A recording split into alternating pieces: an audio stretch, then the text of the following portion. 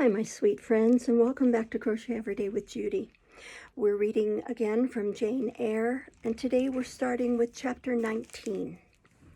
The library looked tranquil enough as I entered it, and the Sybil, if Sybil she were, was seated snugly enough in an easy chair at the chimney corner. She had on a red cloak and a black bonnet, or rather, a broad-brimmed gypsy hat, tied down with a striped handkerchief under her chin.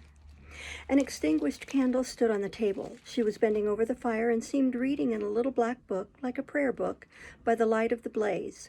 She muttered the words to herself as most old women do while she read. She did not desist immediately on my entrance. It appeared she wished to finish a paragraph. I stood on the rug and warmed my hands, which were rather cold with sitting at a distance from the drawing-room fire. I felt now as composed as ever I did in my life. There was nothing, indeed, in the gypsy's appearance to trouble one's calm. She shut her book and slowly looked up.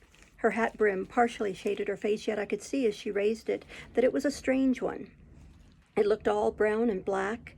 Elf locks bristled out from beneath a white band which passed under her chin and came half over her cheeks, or rather jaws.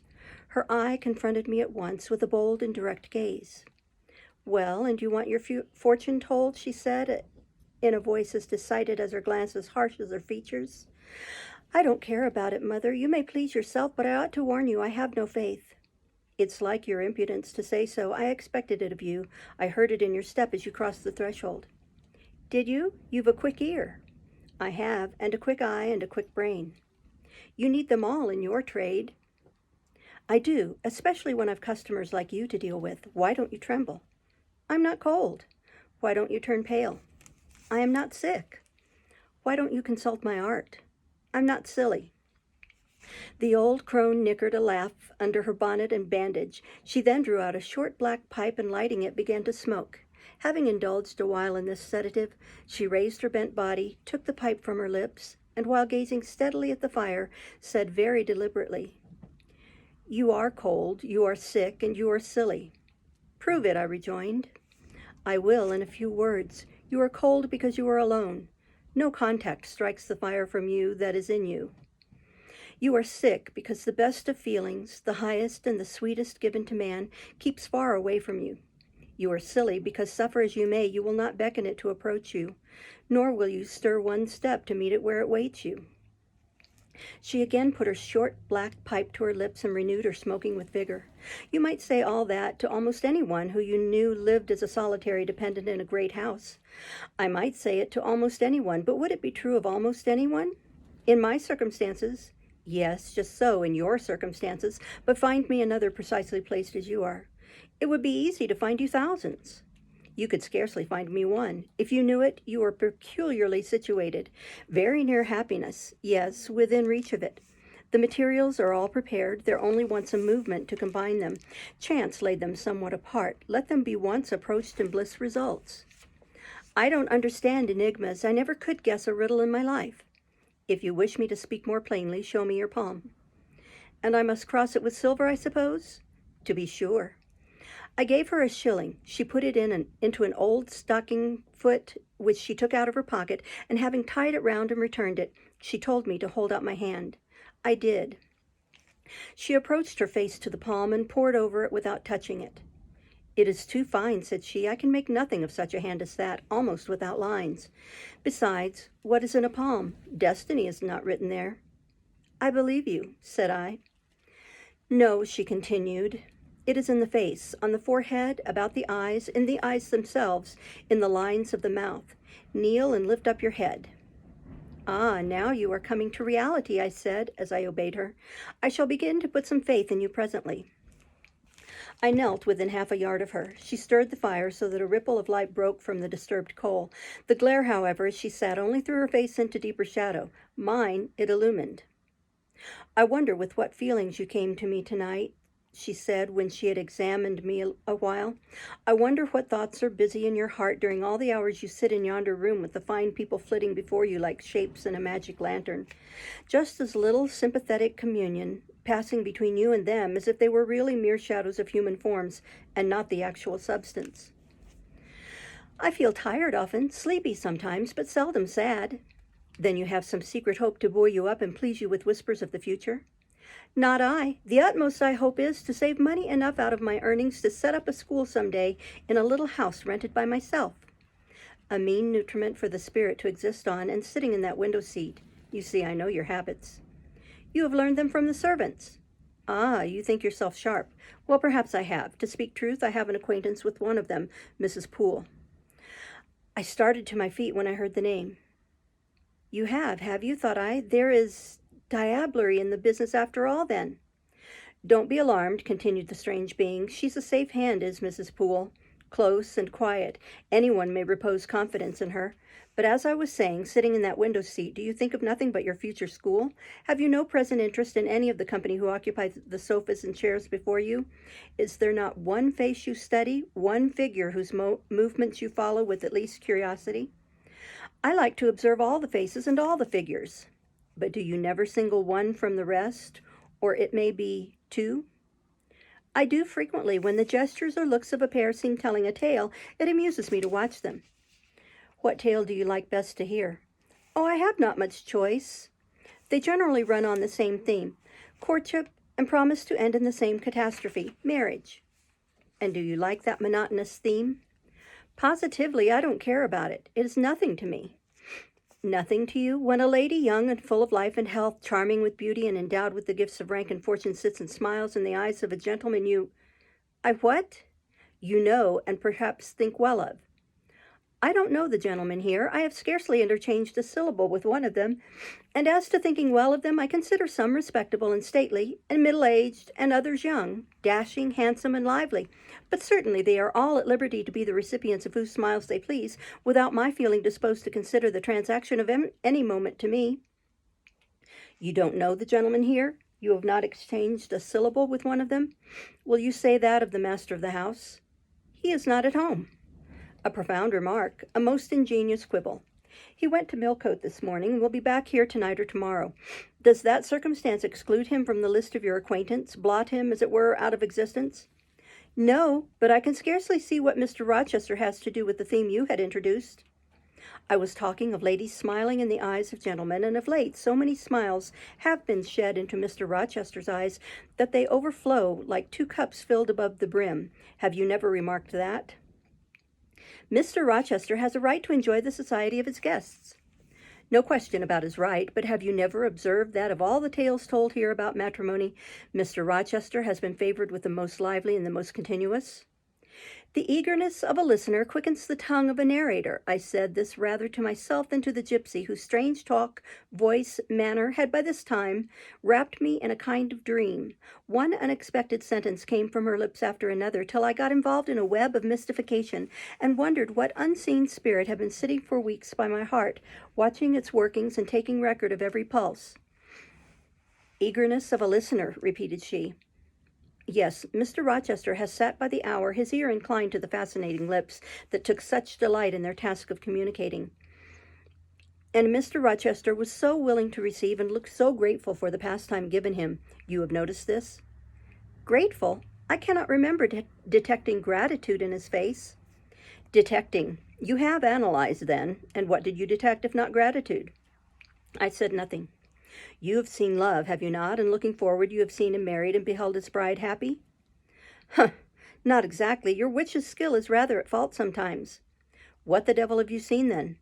Never mind, I came here to inquire, not to confess. Is it known that Mr. Rochester is to be married? Yes, and to the beautiful Miss Ingram. Shortly? Appearances would warrant that conclusion, and no doubt, though with an audacity that wants chastising out of you, you seem to question it.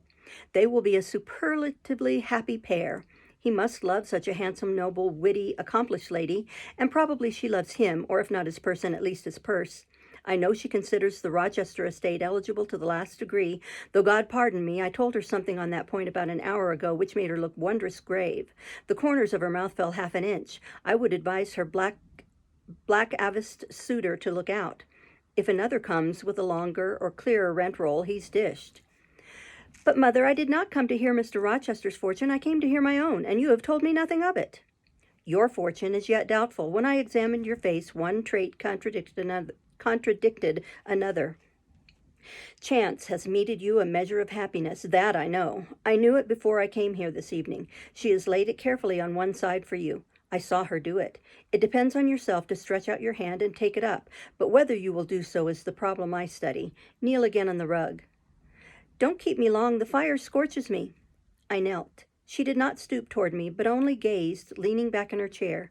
She began muttering. The flame flickers in the eye shines like dew. It looks soft and full of feeling. It smiles at my jargon. It is susceptible. Impression follows impression through its clear sphere. Where it ceases to smile, it is sad. An unconscious lassitude weighs on the lid. That signifies melancholy resulting from loneliness. It turns from me. It will not suffer further scrutiny. It seems to deny by a mocking glance the truth of the discoveries I have already made, to disown the charge both of sensibility and chagrin. Its pride and reserve only confirm me in my opinion. The eye is favorable. As to the mouth, it delights at times in laughter. It is disposed to impart all that the brain conceives, though I dare say it would be silent on much the heart experiences. Mobile and flexible, it was never intended to be compressed in the eternal silence of solitude. It is a mouth which should speak and smile often, and have human affection for its interlocutor. That feature is too propitious. I see no enemy to a fortunate issue but in the brow, and that brow professes to say, I can live alone if self-respect and circumstances require me to do so. I need not sell my soul to buy bliss. I have an inward treasure born with me, which can keep me alive if all extraneous delights should be withheld or offered only at a price I cannot afford to give. The forehead declares reason sits firm and holds the reins, and she will not let the feelings burst away and hurry her to wild chasms. The passions may rage furiously, like true heathens as they are, and the desires may imagine all sorts of vain things, but judgment shall still have the last word in every argument, and the casting vote in every decision. Strong wind, earthquake, shock, and fire may pass by, but I shall follow the guiding of that still small voice which interprets the dictates of conscience. Well said, forehead. Your declaration shall be respected. I have formed my plans, right plans I deem them, and in them I have attended to the claims of conscience, the counsels of reason. I know how soon youth would fade and bloom perish, if in the cup of bliss offered but one dreg of shame or one flavor of remorse were detected, and I do not want sacrifice, sorrow, dissolution. Such is not my taste. I wish to foster, not to blight, to earn gratitude, not to wring tears of blood, no, nor of brine. My harvest must be in smiles, in endearments, in sweet. That will do. I think I rave in a kind of exquisite delirium. I should wish now to protract this moment ad infinitum, but I dare not. So far I have governed myself thoroughly. I have acted as I inwardly swore I would act, but further might try me beyond my strength. Rise, Miss Eyre, leave me. The play is played out. Where was I? Did I wake or sleep? Had I been dreaming? Did I dream still? The old woman's voice had changed. Her accent, her gesture, and all were familiar to me as my own face in a glass, as the speech of my own tongue. I got up but did not go. I looked. I stirred the fire and I looked again, but she drew her bonnet and her bandage closer about her face and again beckoned me to depart. The flame illuminated her hand stretched out. Roused now and on the alert for discoveries, I at once noticed that hand. It was no more the withered limb of eld than my own. It was a rounded, supple member with smooth fingers symmetrically turned. A broad ring flashed on the little finger, and stooping forward, I looked at it and saw a gem I had seen 100 times before. Again I looked at the face, which was no longer turned from me. On the contrary, the bonnet was doffed, the bandage displaced, the head advanced. Well, Jane, do you know me? Asked the familiar voice. Only take off the red cloak, sir, and then... But the string is in a knot. Help me. Break it, sir. There, then, off, ye lendings, and Mr. Rochester stepped out of his disguise. Now, sir, what a strange idea. But well carried out, eh? Don't you think so? With the ladies you must have managed well, but not with you. You did not act the character of a gypsy with me. What character did I act? My own? No, some unaccountable one. In short, I believe you have been trying to draw me out, or in. You have been talking nonsense to make me talk nonsense. It is scarcely fair, sir. Do you forgive me, Jane? I cannot tell till I have thought it all over. If on reflection I find I have fallen into no great absurdity, I shall try to forgive you, but it was not right. Oh, you have been very correct, very careful, very sensible. I reflected and thought on the whole I had. It was a comfort, but indeed I had been on my guard almost from the beginning of the interview. Something of masquerade I suspected. I knew gypsies and fortune-tellers did not express themselves as this seeming old woman had expressed herself. Besides, I had noted her feigned voice, her anxiety to conceal her features, but my mind had been running on Grace Poole. That living enigma, that mystery of mysteries as I considered her. I had never thought of Mr. Rochester. Well, said he, what are you musing about? What does that grave smile signify? Wonder and self-congratulation, sir. I have your permission to retire now, I suppose? No, stay a moment and tell me what the people in the drawing-room yonder are doing. Discussing the gypsy, I dare say. Sit down. Let me hear what they said about me. I had better not stay long, sir. It must be near 11 o'clock. Or are you aware, Mr. Rochester, that a stranger has arrived here since you left this morning? A stranger? No, who can it be? I expected no one. Is he gone? No, he said he had known you long and that he could take the liberty of installing himself here till you returned. The devil he did. Did he give his name? His name is Mason, sir, and he comes from the West Indies, from Spanish Town in Jamaica, I think. Mr. Rochester was standing near me. He had taken my hand as if to lead me to a chair. As I spoke, he gave my wrist a convulsive grip. The smile on his lips froze. Apparently, a spasm caught his breath. Mason, the West Indies, he said in the tone one might fancy a speaking automaton to announce its single words. Mason, the West Indies, he reiterated, and he went over the syllables 3 times, growing in the intervals of speaking whiter than ashes. He hardly seemed to know what he was doing. Do you feel ill, sir? I inquired. Jane, I've got a blow. I've got a blow, Jane, he staggered. Oh, lean on me, sir. Jane, you offered me your shoulder once before. Let me have it now. Yes, sir. Yes, and my arm. He sat down and made me sit beside him. Holding my hand in his own, he chafed it, gazing on me at the same time with the most troubled and dreary look. My little friend, said he, I wish I were in a quiet island with only you, and trouble and danger and hideous recollections removed from me. Can I help you, sir? I'd give my life to serve you. Jane, if aid is wanted, I'll seek it at your hands. I promise you that. Thank you, sir. Tell me what to do. I'll try at least to do it. Fetch me now, Jane, a glass of wine from the dining room. They will be at supper there and tell me if Mason is with them and what he is doing. I went. I found all the party in the dining room at supper, as Mr. Rochester had said. They were not seated at table. The supper was arranged on the sideboard. Each had taken what he chose, and they stood about here and there in groups, their plates and glasses in their hands. Everyone seemed in high glee. Laughter and conversation were general and animated. Mr. Mason stood near the fire talking to Colonel and Mrs. Dent, and appeared as merry as any of them. I filled a wine glass. I saw Miss Ingram watch me frowningly as I did so, and she thought I was taking a liberty, I dare say, and I returned to the library. Mr. Rochester's extreme pallor had disappeared, and he looked once more firm and stern. He took the glass from my hand. Here is to your health, ministrant spirit, said he. He swallowed the contents and returned it to me. What are they doing, Jane? Laughing and talking, sir. They don't look grave and mysterious as if they had heard something strange. Not at all. They are full of jests and gaiety. And Mason? He was laughing too. If all these people came in a body and spat at me, what would you do, Jane? Turn them out of the room, sir, if I could. He half smiled. But if I were to go to them, and they only looked at me coldly and whispered sneeringly amongst each other, and then dropped off and left me one by one, what then? Would you go with them? I rather think not, sir. I should have more pleasure in staying with you. To comfort me? Yes, sir, to comfort you as well as I could.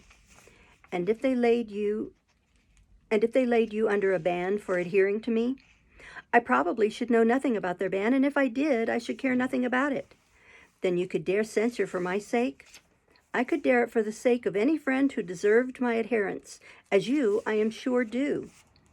Go back now into the room. Step quietly up to Mason and whisper in his ear that Mr. Rochester is come and wishes to see him. Show him in here and then leave me. Yes, sir. I did his behest. The company all stared at me as I passed straight among them. I sought Mr. Mason, delivered the message, and preceded him from the room. I ushered him into the library, and then I went upstairs. At a late hour, After I had been in bed some time, I heard the visitors repair to their chambers. I distinguished Mr. Rochester's voice and heard him say, "This way, Mason, this is your room." He spoke cheerfully. The gay tones set my heart at ease. I was soon asleep. We will stop there, even though it seems not to be very long, and start next time with chapter 20. Thank you so much for listening. Bye-bye.